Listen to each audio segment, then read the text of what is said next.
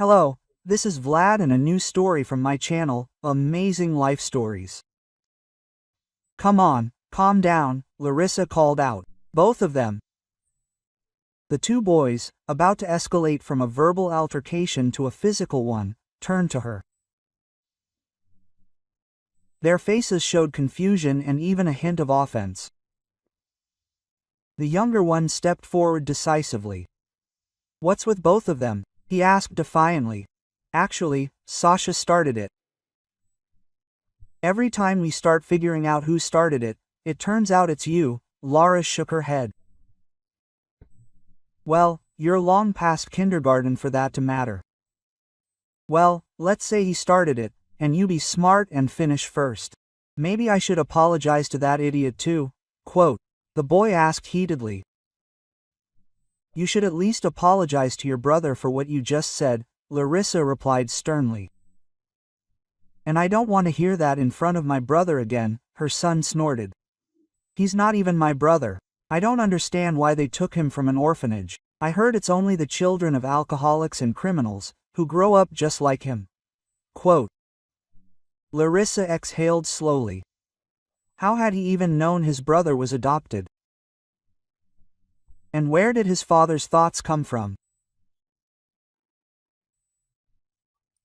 She remembered vividly how she'd convinced her husband that they should adopt a child from an orphanage if they couldn't have their own, and heard him repeat the same arguments, word for word. It was possible, of course, to think that his father had instilled these thoughts in Kolia, but she didn't want to believe it. After all, he'd agreed to adopt Sasha. And, as far as Larissa could tell, he'd never regretted it, which meant he should have changed his mind.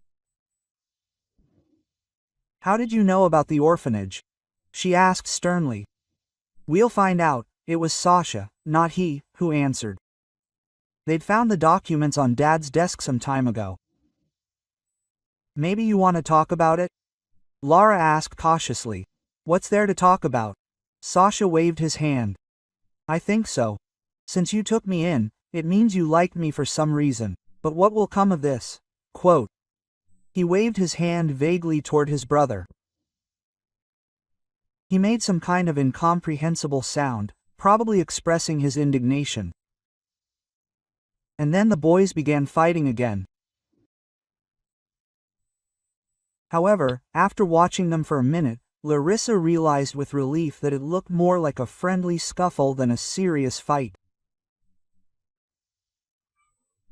And after a moment's thought, she decisively waved them off. "Let's blow off some steam and sort things out ourselves." Apparently, learning about her origins hadn't caused Sasha any trauma, and that was the most important thing.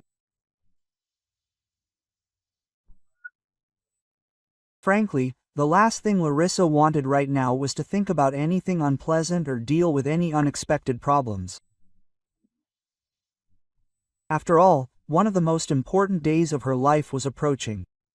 Her wedding anniversary. But not just any wedding anniversary, a major one. A whole 20 years together. Sometimes Laurie herself found it hard to believe it had actually happened, that they hadn't broken up after numerous fights or failed attempts to have a child. Although, of course, over all those years, there had been many times when they'd come dangerously close to that point.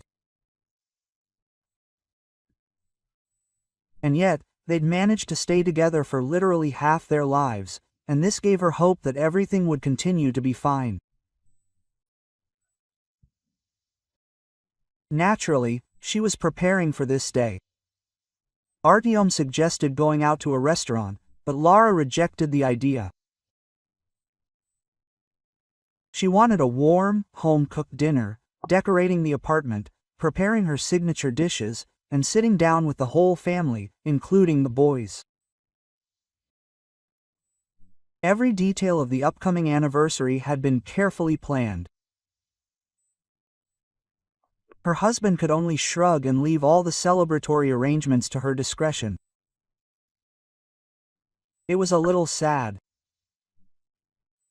Larissa wanted him to take part in the preparations, but on the other hand, she understood perfectly well how busy he, a successful businessman, was at work.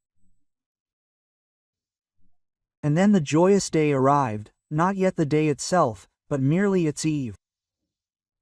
The final preparations remained. Some things needed to be set to prepare overnight, the house decorated, and a little tidying up.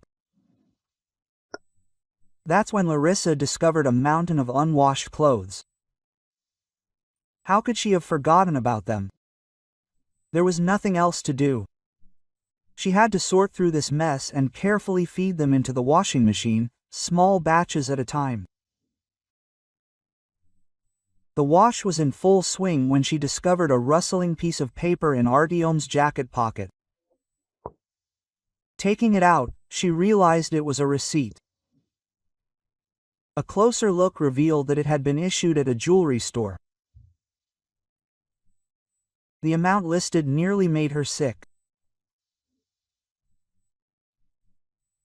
A pendant encrusted with a unique stone was listed on the receipt, followed by an amount with an absolutely indecent number of zeros. Could this really be a gift from her husband for their anniversary? But why so expensive? Especially considering that he, unlike his wife, seemed to see nothing special about the day.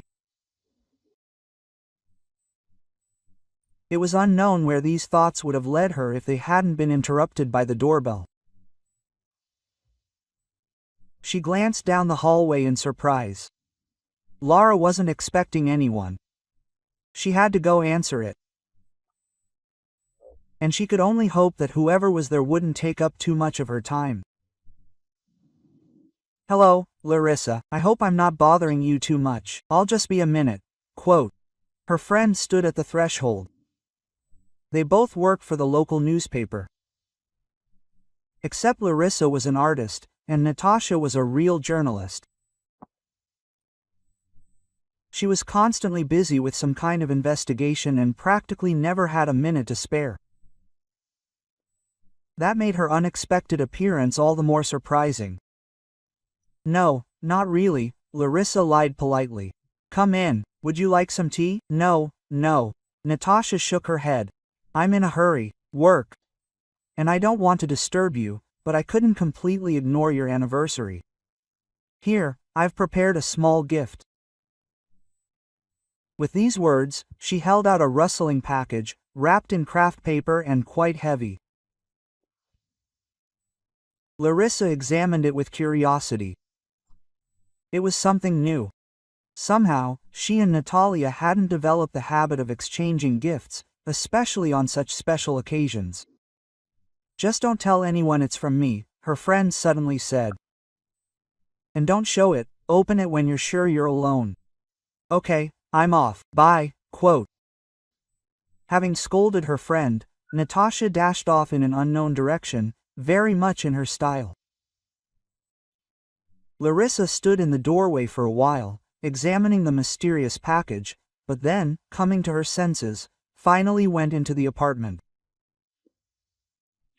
Ultimately, no one but herself would finish the anniversary preparations. All the oddities that had befallen her in just a few minutes could be thought about later. And then the day had arrived. Lara had everything ready. Dinner was on the table, the whole family was gathered, candles, decorations, just as she had planned.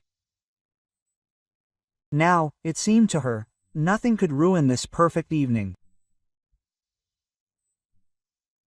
They ate, talked, had fun, then sent the boys to bed and were left alone together. And now, Artyom smiled, "I want to give you a small gift." With these words, he rummaged in his jacket pocket and pulled out a small box. Larissa's heart pounded with both joy and anxiety. Now she would see this pendant with her own eyes, incredibly expensive, with some unique stone.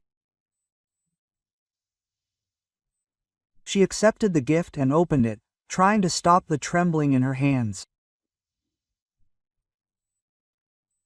And inside the box, on a velvet lining, lay a heart-shaped gold pendant with a delicate pearl in the center. Yes, it was beautiful, sweet, and perfectly suited to her tastes. But it was completely different from the one her husband had paid a fortune for. She tried to hold back the tears that were threatening to spring to her eyes. It wasn't even that she hadn't received what she expected. It was just that a natural question arose. If that expensive pendant wasn't meant for her, then who was it for? And the thoughts on the matter were the most gloomy. She had to force herself to say something. Thank her, pretend everything was fine, or, on the contrary, inquire right then and there about the fate of that other pendant. Artyom must have read something in her face. Or maybe he was simply uneasy by the long silence. What, you didn't like it? He asked worriedly. And I thought it was just to your taste. Yes, very sweet, Lara agreed reservedly. But I expected something a little different. You see, I found a receipt in your jacket pocket. She stood up abruptly from the table and went to the nightstand, where she hid the treasured piece of paper. She handed it to her husband and began to watch his reaction. Artyom's expression remained practically unchanged. After a while, he looked up and, to her surprise, smiled broadly. You thought, he said, that I bought this pendant as an anniversary gift. What else was I supposed to think? Lara snorted. Well, you know, Artyom shrugged. Forgive me, but as for me, the occasion isn't very significant for such gifts. You know how I feel about that. Quote, why do we even celebrate a wedding anniversary, and not, say, the moment we met? It's all such convention. No, my dear, I prepared this pendant for a truly special occasion, say, for your birthday. Larissa looked at him intently. The explanation was poor. Her birthday was still more than 6 months away. And the anniversary? Well, it was right there. So why buy a gift so far in advance? It sounded somehow illogical. However, there was absolutely no desire to escalate the conflict. The rest of the evening passed awkwardly. Neither of them mentioned the ill-fated pendant again. But the tension hung in the air. Both were dissatisfied. And as soon as Artyom fell asleep, Larissa tiptoed out of the bedroom, then crept to the same ill-fated nightstand. Her husband never looked in it, and it was the perfect place to keep secrets.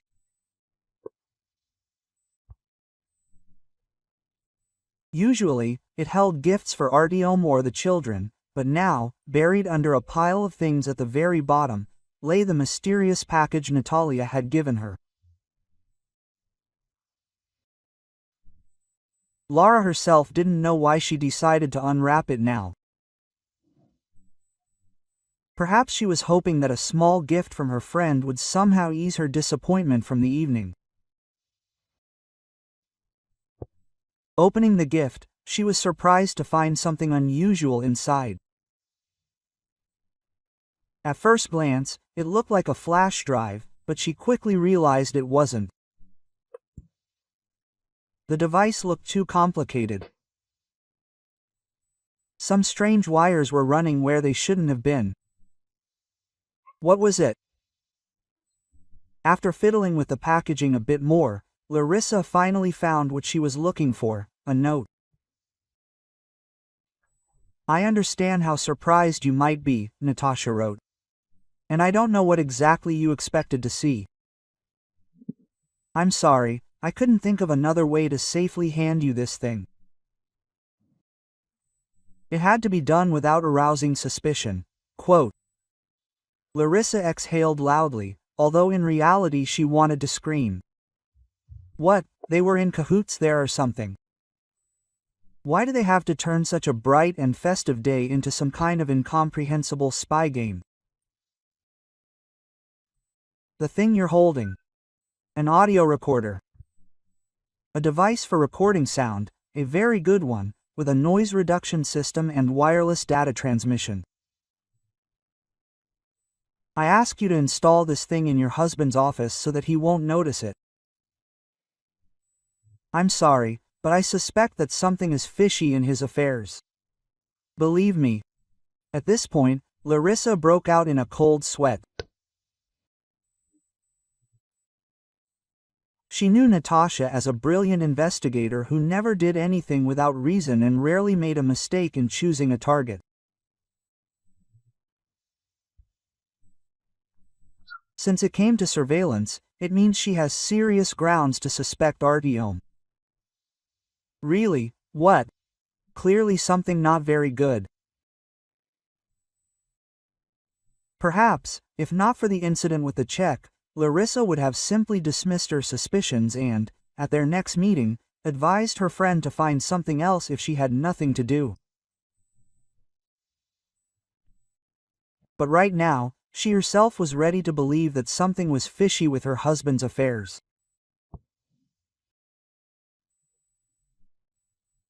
She hesitated briefly before finally placing the device in an old, long-defunct lamp that had been gathering dust in her husband's office for years.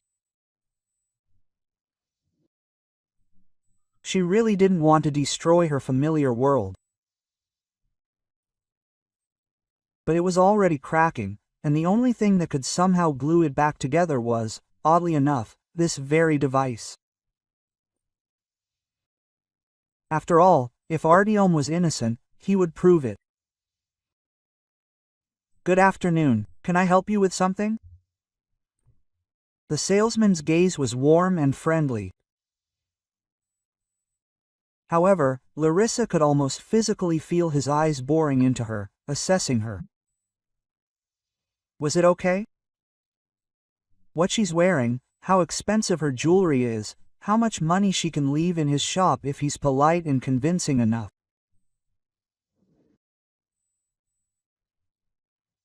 She knew it would be like this, so she tried to pick out the best, things she only wore on big holidays.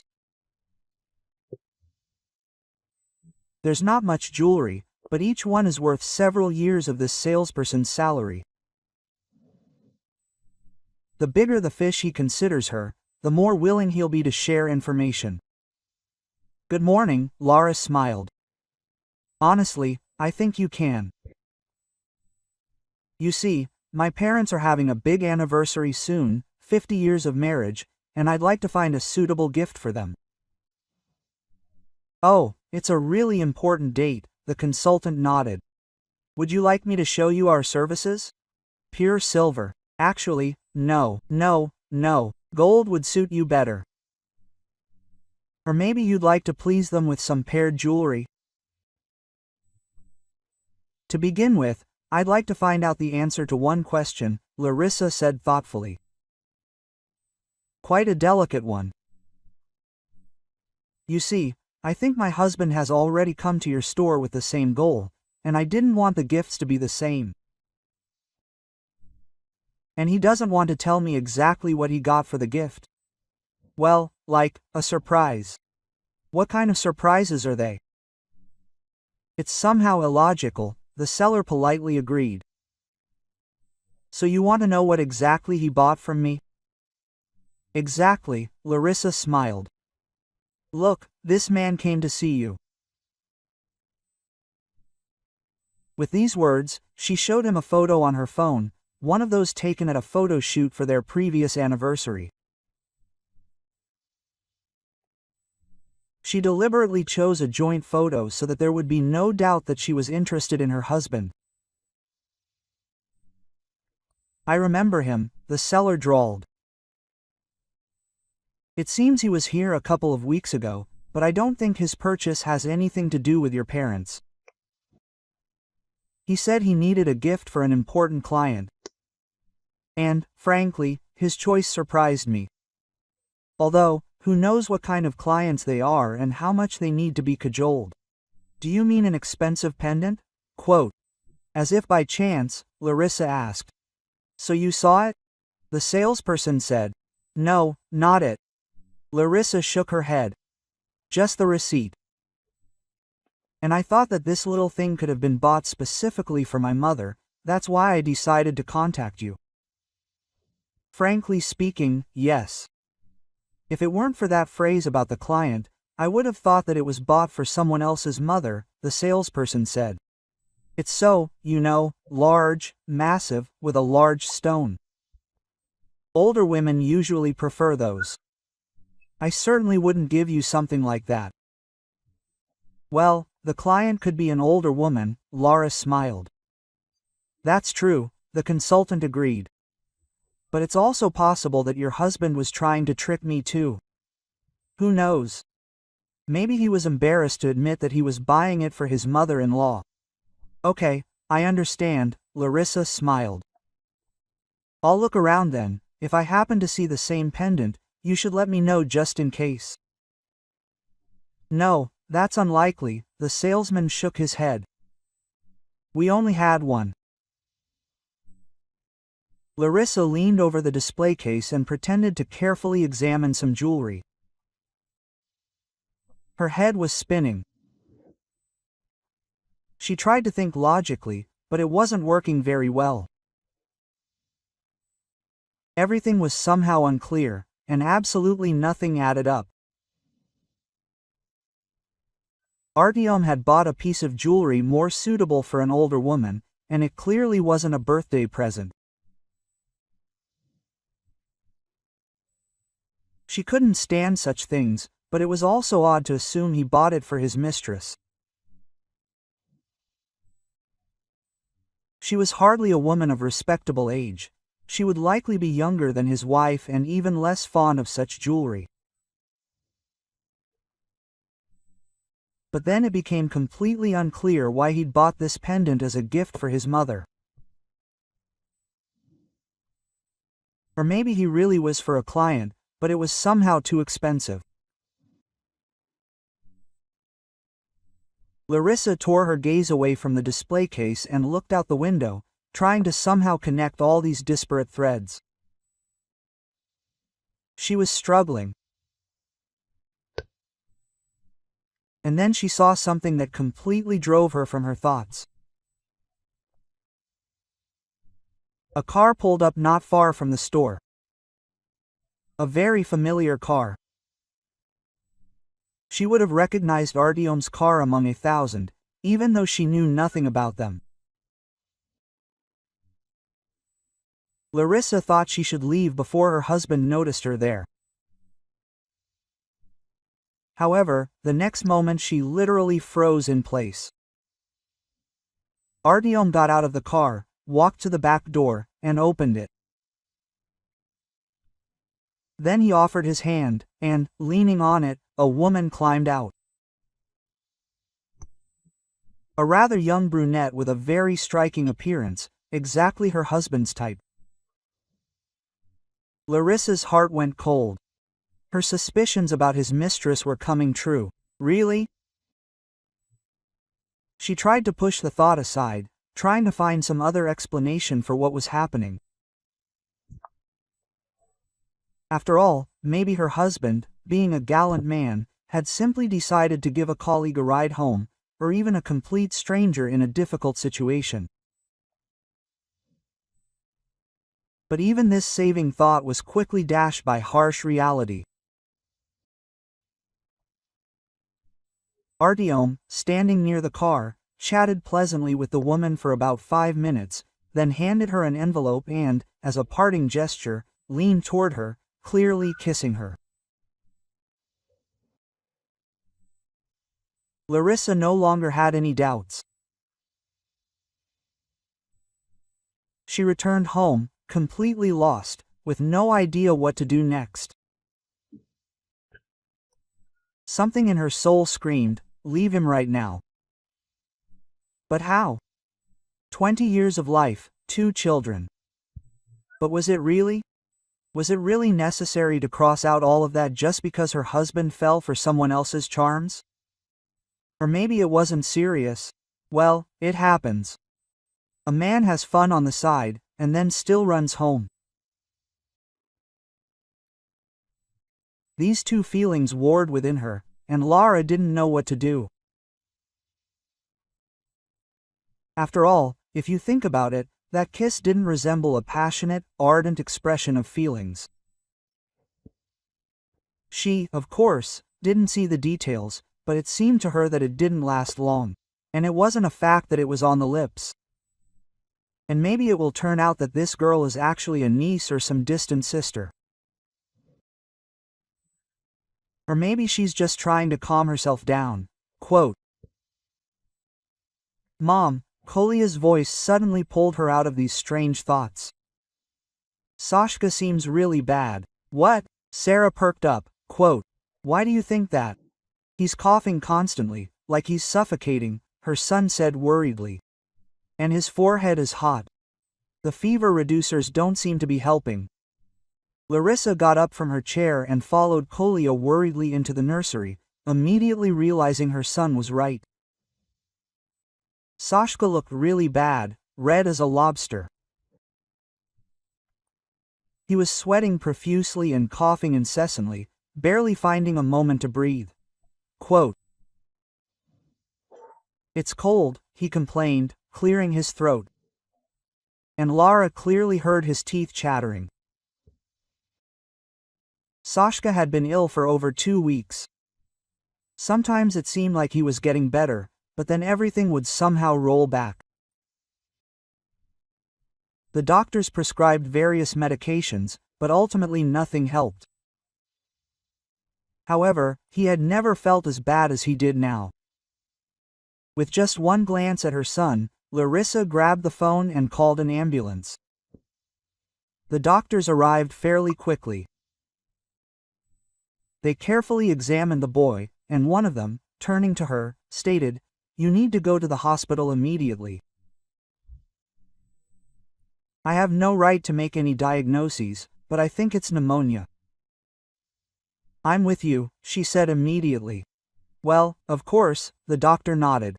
"Me too," Kolia said unexpectedly. The doctor hesitated. "It's better for you to stay at home. You shouldn't go around the infectious diseases ward. You'll catch something yourself." "So what? How will your mother handle 2 sick children?" "Oh, it's like Mom can't catch anything," Kolia was indignant. "Sasha is my brother, so I have the right." "You'll have that right when you become an adult," Larissa snapped. "But for now, stay at home. Seriously, there's no point for you to be there. When it's possible, I'll take you with me." "Agreed?" Quote. Kolia nodded reluctantly. And Larissa, only sitting in the ambulance, suddenly realized her son called Sasha his brother and seemed genuinely worried about him. Yeah, she should have been happy about such a change in their relationship. But the circumstances were completely unfavorable. Larissa tried to convince herself that her son would be fine. After all, he was in the doctor's good hands. The preliminary diagnosis was certainly unpleasant, but in the 21st century, it was quite treatable. However, time passed, and Sasha showed no signs of recovery. His cough had been controlled, but his fever remained stubbornly high and refused to go down. The doctors did everything they could, but Larissa saw no results. Quote, "It's a complicated case," the attending physician explained sadly. "The bacteria that infected his lungs turned out to be very resistant to antibiotics. He's also allergic to some particularly strong medications. We're supporting him, trying to find the right treatment." "Couldn't you try harder?" Kolia exclaimed angrily, overhearing this conversation. "I only have a brother, and I don't want to be left without him." "You won't be left without him."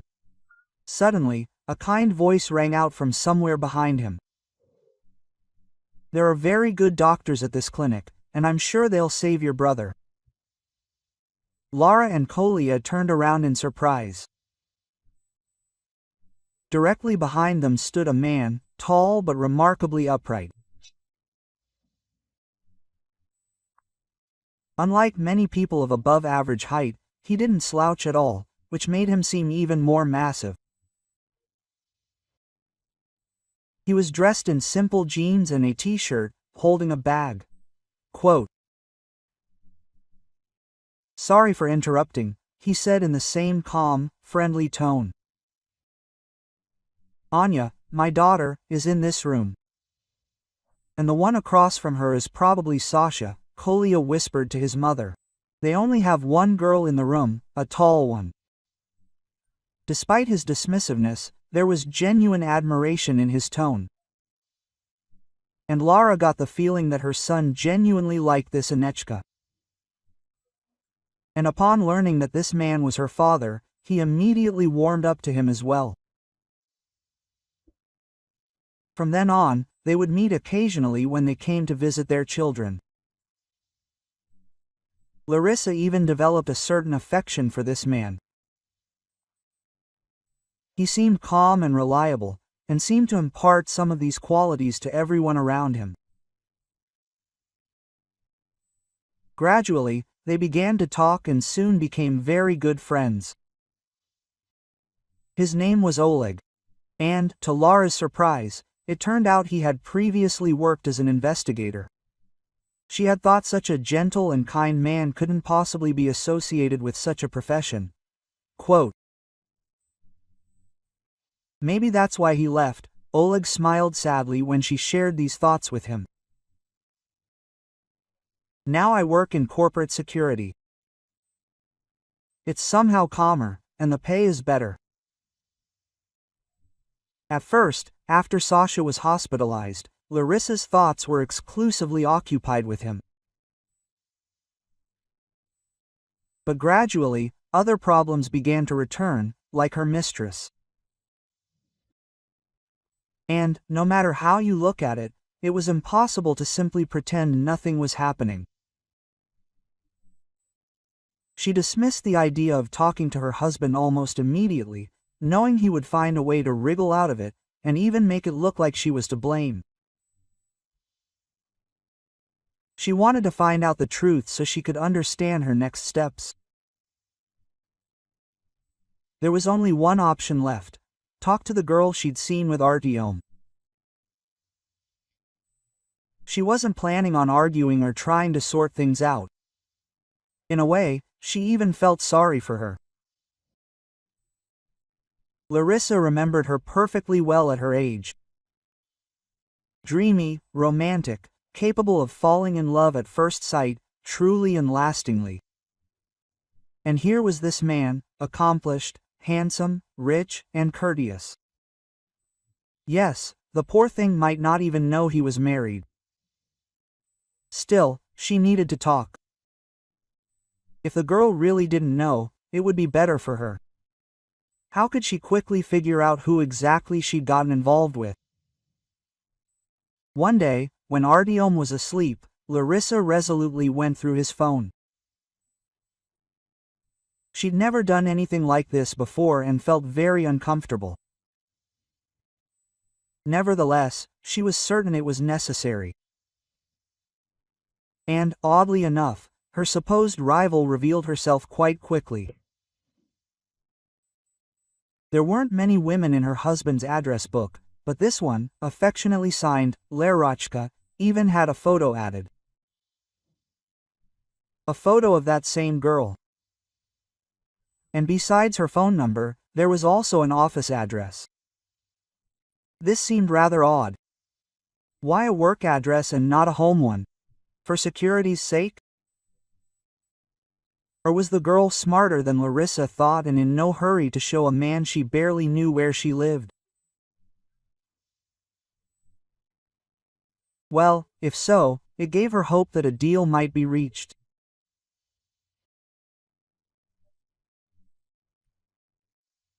The very next morning, Larissa went there and found a small one-story house, entirely occupied by a single organization, a charitable foundation dedicated to helping children with serious illnesses. How on earth had Artyoma managed to connect with someone who worked at such a place? Quote, "Hello," Lara politely greeted the girl at the reception desk. "Can I see Valeria?" She was largely relying on luck. She knew nothing except perhaps her name. And even then, she couldn't be sure it was real. But if so, surely nothing more would be needed in such a small company. Quote, "What's the matter?" the secretary asked, without trying to clarify anything else. "Personal." "Well, we don't have any others here," the girl smiled a little sadly. "At least state your first name so we can identify you." After a brief hesitation, Larissa introduced herself. She also gave her last name. If her mistress knew her, she'd be more likely to agree to accept. Well, at least out of curiosity about the relationship of the stranger who had come to see her. The secretary meanwhile left, making a note in her notebook. She didn't have to wait long. The girl returned literally a few minutes later and gestured for them to enter the office. Lara felt triumphant. The first stage of her plan had succeeded, but at the same time, there was a certain dread. What would this conversation bring? Was she ready to hear it?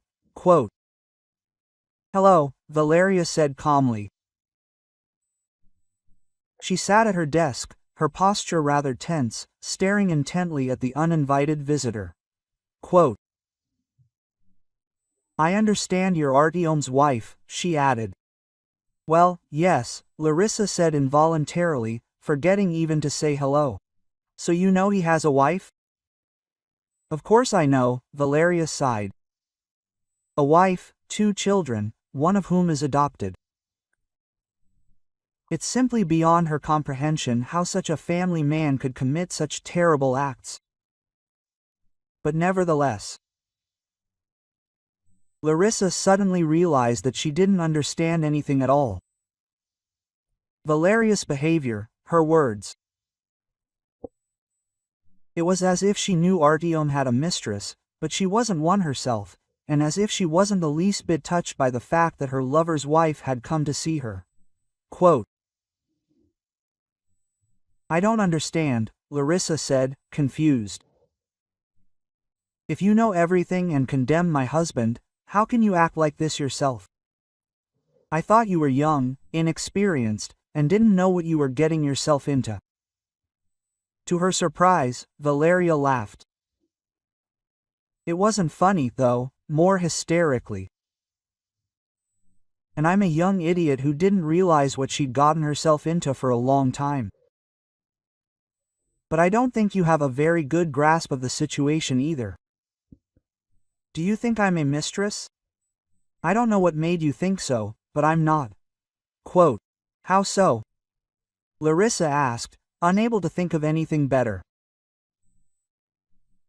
"I'm afraid when I tell you, you'll wish it wasn't an affair. Actually, Artyom started providing quite substantial support to our foundation some time ago. We all thought it was a real miracle. Such a wealthy man taking an interest in our affairs. Artyom got involved in charity work." Larissa raised an eyebrow in surprise. "Well, don't pull the wool over my eyes. Don't I know my husband? The last thing he'd spend money on is helping some other people's children." "Well, you see." Valeria shook her head sadly. "You know that, but I don't. I believe the man was genuinely concerned, but I only started to suspect it when the books stopped adding up. Well, there were a few other things. Anyway, that's when it became clear your husband had found an excellent cover for laundering money." Quote, "No," Larissa whispered. "He could have. He's certainly not the most sensitive person, but he's not a monster either. Alas, I'm not making this up. I even have some evidence, but I can't use it. It turns out I unwittingly became a participant in this scam. I don't even know what will happen to me if it all comes to light. He's probably got enough resources to blame me, but I can't. I have a nephew with a rare, very serious disease, and I'm trying to save him. Quote. Actually, I saw you in Artyom not long ago, near the jewelry store. Larissa was still clinging to the faint hope that the girl was lying, trying to cover up an affair. And you kissed. No, we didn't kiss. I was genuinely disgusted, Lyra exclaimed. He tried, of course, he's been trying to hit on me for a long time, but I'm not interested at all, especially after what I found out about him. Back then, he simply handed me some fake papers so the fund's reports would line up. He tried to kiss me, but I dodged him. Larissa looked her straight in the eyes and suddenly realized she believed every word she said. Everything in her story matched what had been happening over the past few weeks. And now, hearing the truth, she remembered something else: Natasha's strange gift.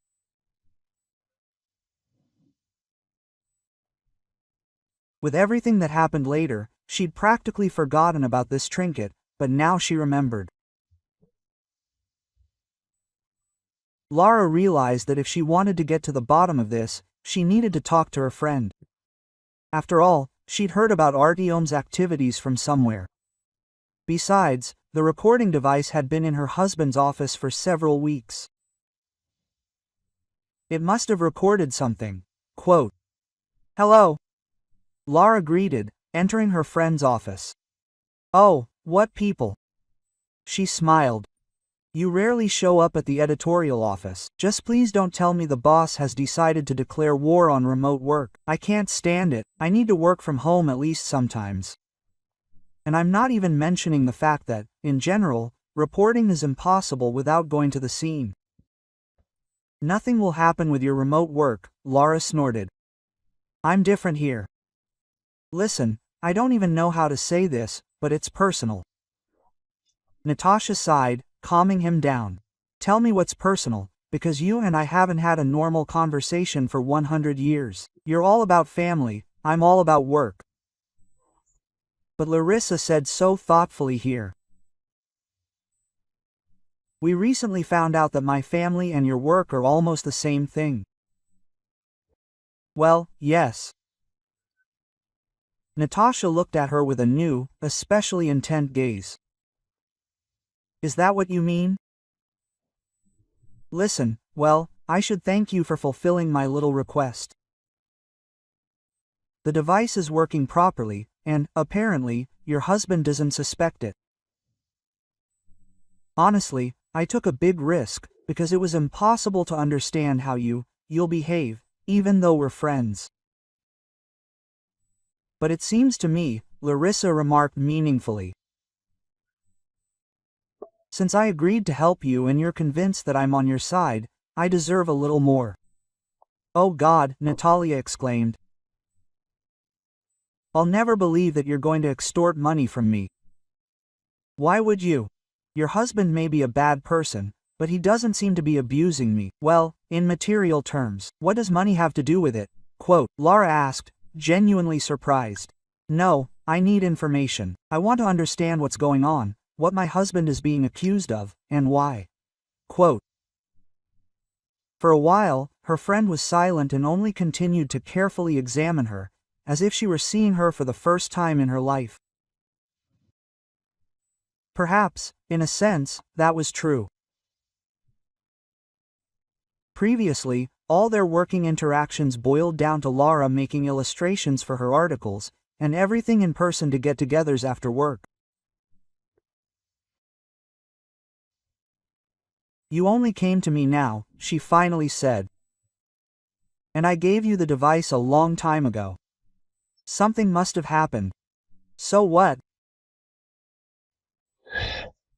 You know, around the same time, Natasha sighed, I suspected my husband of cheating and found the girl I thought was his mistress. Basically, she disappeared, a really bad girl. Valeria, Natalia exclaimed, from the foundation. My God, it was she who gave me the tip about your artiome. Interesting. Yes, she, said that her nephew is sick, Larissa nodded, and she doesn't want him to be left without her care. Well, yes, Natalia responded. Believe me, I checked this lady out first. So I only took up your husband's case when I realized that her words were true. So what? Did the wiretap yield anything? Let's find out together, Natalia suddenly suggested.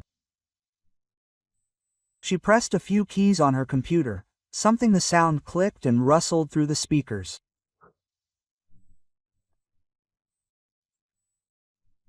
And Larissa even thought she distantly heard her own voice uttering some unintelligible phrase, to which Artyom replied quite clearly and distinctly. Sorry, I have to work. Let's do it later and don't disturb me for the next half hour. Larissa could only vaguely recall what exactly had happened then. But Natasha must have specifically chosen this particular recording. Quote, Yes, I'm telling you, don't worry about it, I've got everything under control. The shipment will be processed as humanitarian aid for that stupid children's fund, without inspections and, of course, without any duties. Everything was as agreed, more crackling and rustling. And other than that, nothing. Pretty soon Larissa realized her husband was talking on the phone. And during these pauses, he was listening to what the other person was saying. Quote, Otherwise? Artyom said smugly. This is the Foundation's chicken with her idiot nephew. Count her in. There won't be any problems with her. Another pause. Don't worry about that either. I bought a rather expensive trinket, just for this occasion. And for it, the inspector will turn a blind eye, even if they notice anything. Do you know me? I'm working diligently now. Natasha turned off the recording. Lara stared at it, dumbfounded. She hadn't expected such an effect, although she seemed to have a rough idea of what she might have heard. So that's who that pendant was meant for, was all she could manage to say. Amid all this horror, a single bright spot emerged. Sasha was finally on the mend. The doctors had finally managed to find a treatment that wouldn't harm the child.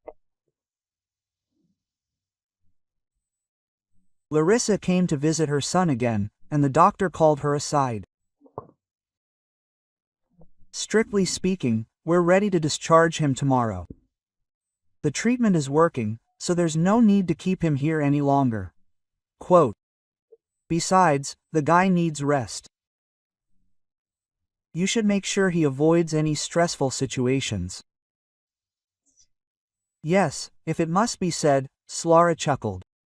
Otherwise, all that joy now that his brother is recovering, he'll start picking on him again. If you tell him, I think he'll be more willing to believe it. Okay, I'll tell you, the doctor smiled. Lara smiled back. But she was thinking about something completely different. As with all her husband's schemes, she could be sure that her son wouldn't be subjected to any stress. You never know what could happen, and that made her very worried. But she couldn't find any reason to leave Sasha in the hospital, so she ended up returning home with a heavy heart. The next day, she had to bring her son to the apartment. A son who would clearly be safer somewhere else. Her husband was already working late at work, as usual. Now she realized he most likely didn't have a mistress. True, it didn't change anything. It was as if he was drifting further and further away from her. And there was absolutely nothing she could do about it. At that moment, her phone rang. Natasha, she answered almost happily. Do you have any news? Hello, Larissa, a completely unfamiliar voice answered. This is the police, Lieutenant Makarov. I don't know the victim's relationship to you, but your number was among the last dialed in her phone. Quote. The victim? Larissa asked, dumbfounded. What happened? I'm sorry, but Natalia, that's what you said, was hit by a car. Maybe you have some contact information for relatives, or Lara was practically not listening anymore. Quote. A cold sweat ran down her back. She was hit by a car. Larissa could have sworn it. This was no accident. Her friend was hit deliberately, precisely because she was going to go to the police. And now Eva needs to report it too. But who will listen to her? After all, Larissa hadn't the slightest idea where her friend had kept the evidence, and it was unlikely she'd find it that easily. Natasha wasn't stupid enough to keep such things in plain sight. Somehow, she gave the police officer the information he needed. She even found Natasha's mother's number. However, knowing a little about their relationship, she was sure it would be useless. She reported this to the police officer, in turn extracting information from him about where exactly her friend had been taken. Then Valeria called her and nervously declared that she no longer intended to participate in their common cause. You understand, I have a nephew, she said. And there were clearly tears in her voice. And now, after this attempt on the journalist's life, you understand that this is an attempt. Now the stakes are greater than before. My life could be at risk. What's more, the life of an innocent child. It's almost the same thing. Who will take care of Lyosha if I'm gone? Do you think it will be safer if these people remain free? Quote. Larissa asked. Do you think they'll stop? Then we'll leave, Lyra declared decisively, heading to another city, where we won't be found. They'll follow you everywhere, Larissa predicted gloomily. How can you not understand? These are truly terrible people. And to prevent them from harming anyone else, they need to be sent to prison for a long time, so that no one gets out, or gets out very soon. But, Lyosha, Valeria was already openly sobbing. I can't expose him to such danger. After my brother died in the plane with his wife, I'm the only one he has left. Quote. Listen, Larissa said as gently as possible. I have 2 sons and at least 1 stepchild of my husband. Do you really think I don't worry about them? Quote. But I understand, the only way to ensure safety is to put the criminals behind bars. You're probably right, Valeria muttered. Okay, we'll stay, but I really want this to be over. Everyone wants that, quote. Still just as softly, Larissa responded. And I'll try my best to make sure that's exactly what happens. These weren't empty words. She truly intended to act, and as decisively as possible. Only one option occurred to her. It was, of course, awkward to turn to a colleague for help, since the children's lives were at stake. And Larna, as a father himself, would understand her concerns perfectly.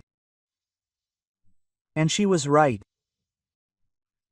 After listening to her story, Oleg said he was ready to get involved and, what's more, to involve his police connections. So the case moved forward quite quickly. Witnesses were found who had seen the car leaving the scene of the accident.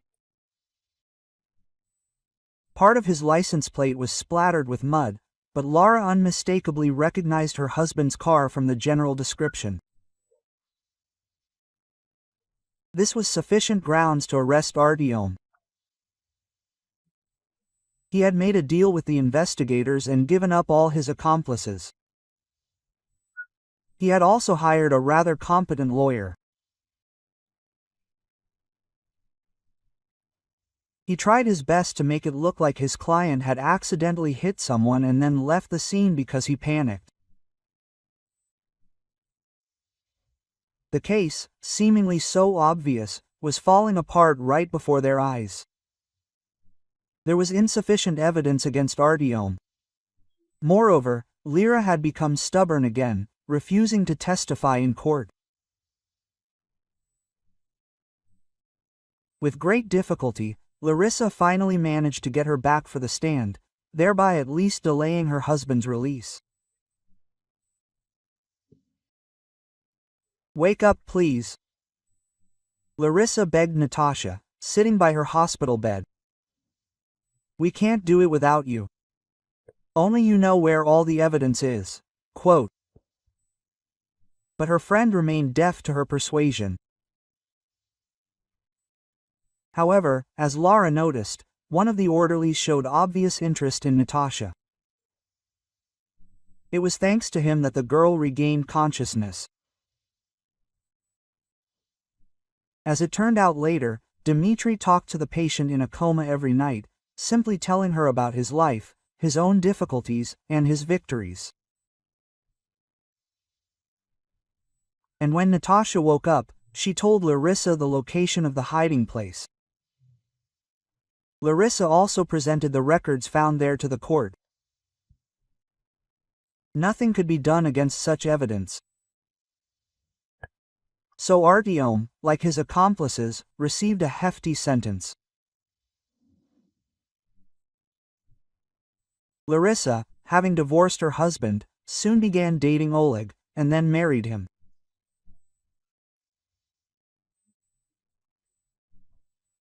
They had a large and close-knit family, raising 3 children, just what Larissa had always dreamed of. And Natasha, after some time, linked her life with Dima. If you like the story, please support me with the thumbs up button. It's just one click for you, but it means a lot to me. All the best.